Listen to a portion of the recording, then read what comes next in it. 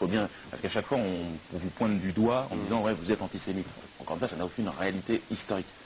Aucun noir n'a déporté des juifs, ça n'existe pas dans l'histoire. Alors que les juifs ont déporté des noirs. Oui, mais quand on dit vous êtes antisémite, on parle de vous, on ne parle pas de la communauté noire. Oui, mais à ce moment-là, je peux aussi dire que les sionistes qui ont collaboré avec l'État d'apartheid d'Afrique du Sud ont encouragé l'esclavage, et l'esclavagisme. Bon, on parle de moi, mais moi, au travers de ma propre personne, vous savez bien qu'aujourd'hui, et devant l'Olympia, ils étaient 7000 à manifester leur soutien.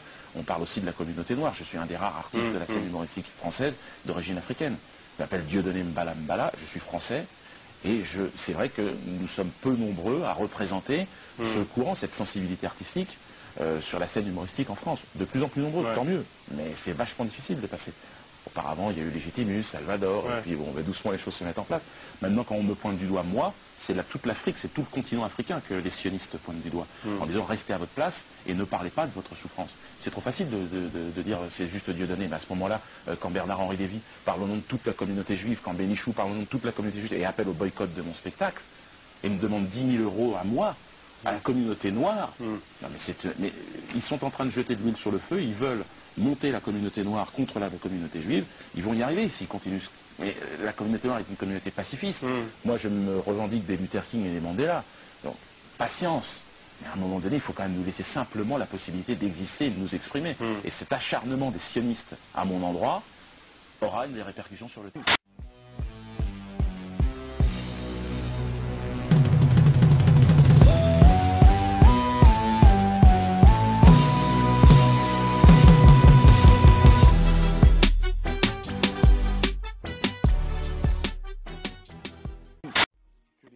Moi, je ne comprends pas. On est dans une république où le communautarisme n'a pas sa place.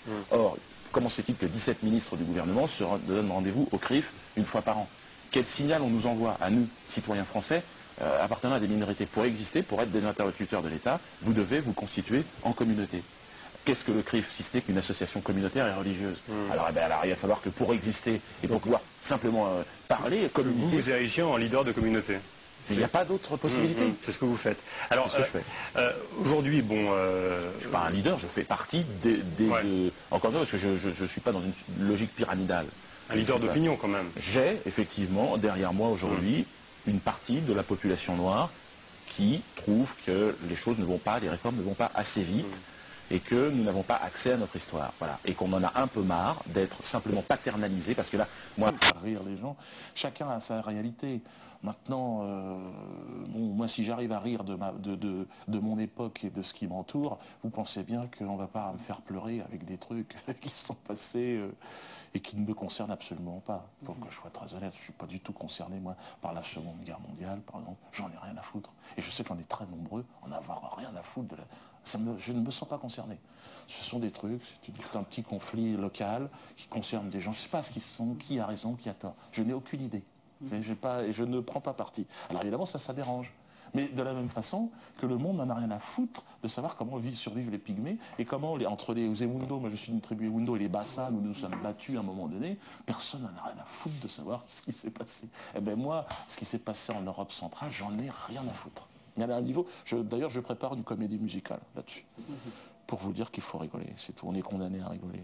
Et puis personne ne détient la souffrance et personne n'a à parler ou à culpabiliser l'autre. Moi, je ne cherche pas à culpabiliser le blanc, par exemple, ou de ce que je suis, de ma réalité. Alors que le blanc ne vienne pas m'emmerder non plus avec ses bobos.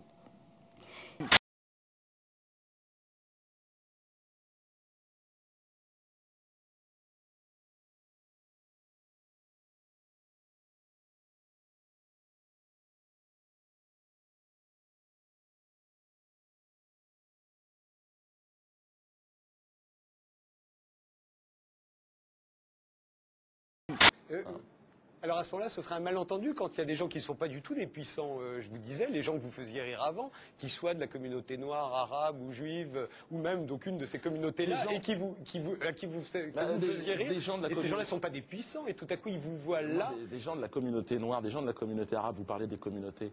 Moi, je suis un anti-communautaire. Je trouve que les communautés renferment. Et le projet républicain, c'est l'ouverture. C'est donc le débat et la discussion.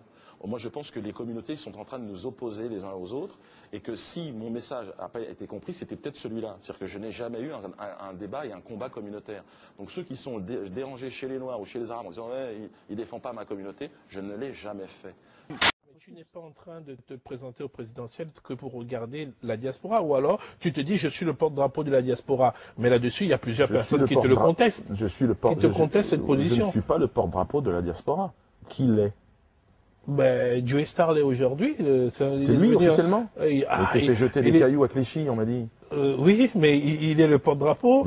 Il s'est autoproclamé, mais il y a eu des votes. Il n'y a pas eu de vote. Moi, je ne peux pas dire que je suis le porte-drapeau. Je suis suivi par un certain nombre. Oui, c'est mon point de vue, ma façon de voir les choses est plébiscité par un certain nombre de personnes. On verra, et puis on est dans une démocratie, mais je ne représente pas les Noirs de cette planète. Alors simplement à des fins électorales. Je sais qu'on n'a pas le temps de faire tout ton planning parce que Pierre-Yves s'impatiente et on a que quelques minutes qui nous restent, petites minutes.